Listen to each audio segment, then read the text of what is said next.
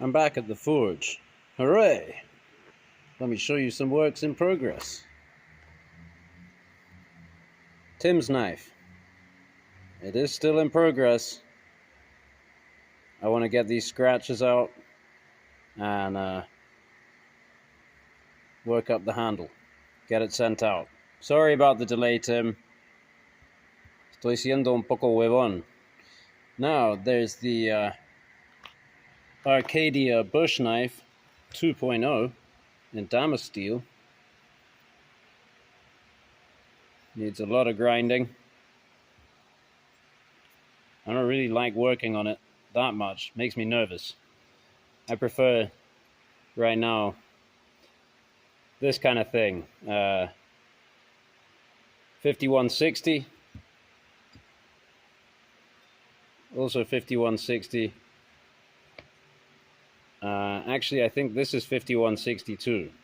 These were pure stock removal, and this one I forged on it a bit as well. The handle shape came out of the power hammer pretty much as is.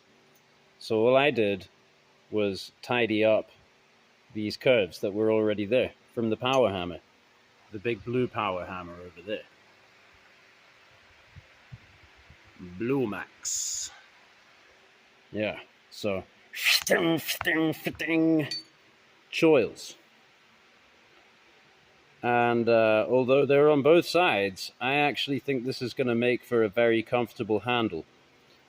And not long after I started in on this, I was thinking, well, this is going to be kind of like a tactical bushcraft knife, which seems like a bit of a ludicrous proposal.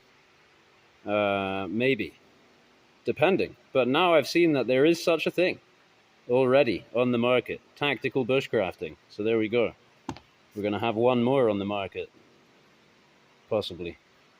And now I'm forging some other stuff in 52-100. Because by all accounts that I've heard, 52-100 better than 5160. And I got excellent results from 5160 on my bush knife. So this is going to be something along the lines of a bill hook or a hawk bill in a fixed blade. Somewhat inspired by my farm and field that Captain Electro gave me. We're going for the same kind of sway back handle and not too much of a hook, you know, a recurve with a point, but not so much of a hook as on other bill hooks. But the end here won't, you know, it'll be for a far more robust point, not this, which for the intended use of this would be too delicate to have such a fine point. Hence, this is more of a kind of a whale head on this guy. Yeah. So yeah, forged that out and I left it to cool. And today I got back to it and it all lined up pretty well.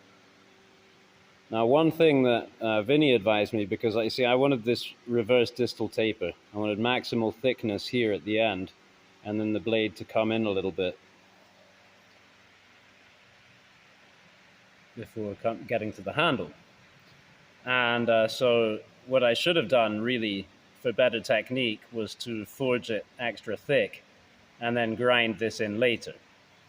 Now either I'm going to have to lose a bit of thickness here or I'm going to have to try and, you know, again, make it in abstract with no flat line that travels the whole thing. But what I'm thinking is maybe I can get it flat up to about here and then do the rest by eye. It'll probably go wonky when I heat treat it anyway, so you always got to, for me, I always end up having to eye stuff up anyway. You know, later I put a handle on it and I got to make sure that lines up and so forth. But this will have a taper tang, possibly a two-way taper tang. And so, yeah, the balance point will be choppy because it's already pretty much in the middle. So once I take half the weight off this tang, as long as the scales that I put on it aren't too heavy, I'm going to have a really nice forward heavy kind of thing for, yeah, well, we'll see, for whatever I use it for. And now I'm also forging, and need to continue forging, which I will do later today, on this machete. Something like a machete. Although, again, as the maestro, Vinny, pointed out to me, if you're forging a machete good and thick so that then you're going to have to grind it down for hours and hours, you're kind of out of machete territory now. You're basically making a sword or a long knife, you know, depending on the inches. But yeah, I have use for a $600 machete with 12 hours of labor behind it. So I'm going to make me one. And it's going to have a long handle, possibly an enclosed tang on this one, but I'll keep it very strong. And then I'd like to put a tooth in it. So I'll probably do that, you know, put a tooth in it there, and then have a sort of recurve, slight recurve here. So we'll have this curve, I'll cut into it to make a tooth. Then we'll have a kind of a slightly recurved area here before it flattens out. So I think I'm going to be able to get this a little wider and a little longer with a bit more forging. But it's pretty much there, especially because I want to keep it, I want to get a distal taper on it. Machete with distal taper, forged in 52-100 steel. And I think this thing is really going to perform. So that over its service life, it saves me the amount of time it's going to take me to make it when I'm out slashing. Well, I guess I'll get back to flattening and grinding this thing out.